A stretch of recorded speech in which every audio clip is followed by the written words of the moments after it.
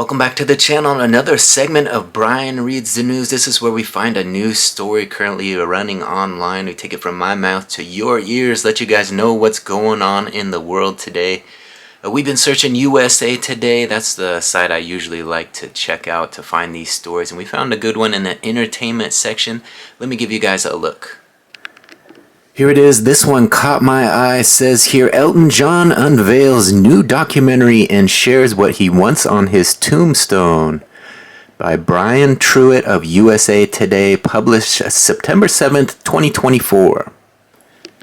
At 77, Elton John says he's having the best time of his life. Well, except for the whole pesky eye infection. Quote, I wish I could see you, but I can't, the music icon told the crowd Friday at the Toronto International Film Festival post-premiere Q&A for the new documentary Elton John, Never Too Late, streaming December 13th on Disney. Quote, life is a lesson that, thank God, I started to learn when I got to 43 years of age, and it's been wonderful ever since. John nonetheless held court alongside filmmakers R.J. Cutler and David Furnish, John's husband, to discuss the latest look at his live and music. Never Too Late focuses on his monumental output from 1970 to 1975, with hits that made John a global superstar even as he struggled offstage with sadness and drugs. The film also covers the 10 months he spent getting ready alongside Furnish and their two sons for his final tour show in 2022. Here's a fun photo they included of a younger Elton tickling the ivory keys there. It says the documentary Elton John Never Too Late chronicles the work and life of the iconic British performer. Quote, it just shows such a transformative life and how you can come from the depths of adversity, Furnish said of the film. Quote, you have all the success in the world, yet it means nothing until you have family and you have love. Much of Never Too Late, the spine of the film, Cutler said, comes from intimate conversations recorded between John and Alexis Paredes for the 2019 memoir, Me. The movie also includes audio from the 1976 cover story interview with Rolling Stone writer Cliff Jahar, where John for the first time opened up about his sexuality and came out as bisexual. Quote, I was closed off, but I was so tired of hiding away, John said. Everyone knew in the business I was a gay. Most people knew I was gay, but it was very hard for me. No one ever asked me before Cliff if I was gay or what my sexuality was. So I didn't feel as I was hiding, but I was just very full on in thinking that, am I ever going to find someone? Being how famous I am and my sexuality. But John also remembered it as a wonderful time for me because at least I got that kind of thing off my back. The whole point of the documentary for John is the truth should always be told, he added. It made me so unhappy and it was so stupid the amount of years that I lost by not telling the truth and by fooling myself.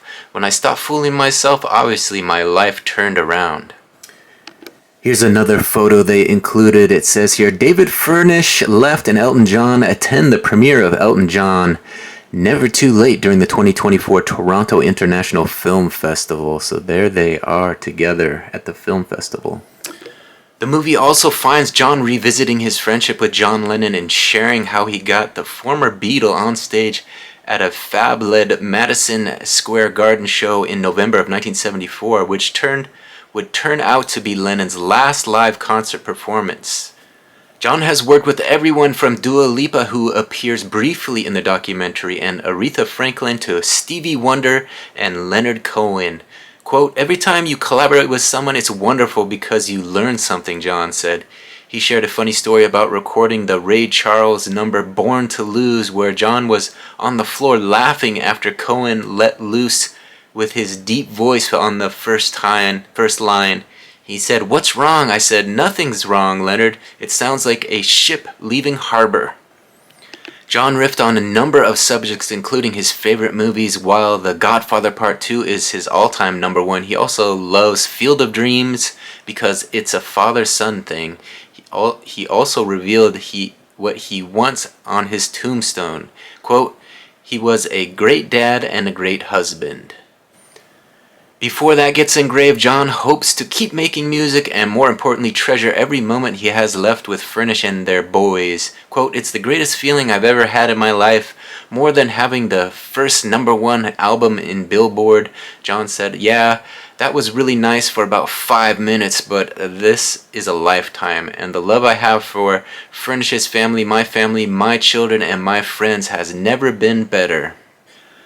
So there you have it, a little article on USA Today about his new movie, Never Too Late, Elton John, Never Too Late. That's what it's called if you want to check it out. I think it's streaming right now on Disney Plus, so you can check it out there if you want to check that out. So kind of interesting to see what Elton John is up to these days. Hard to believe he's 77 years old, still doing his thing and putting out great entertainment, I guess you would call it, movies and music. His last tour was in 2022, I think, so he's laying low late into his 70s and continuing on, so always nice to see someone find happiness in the end.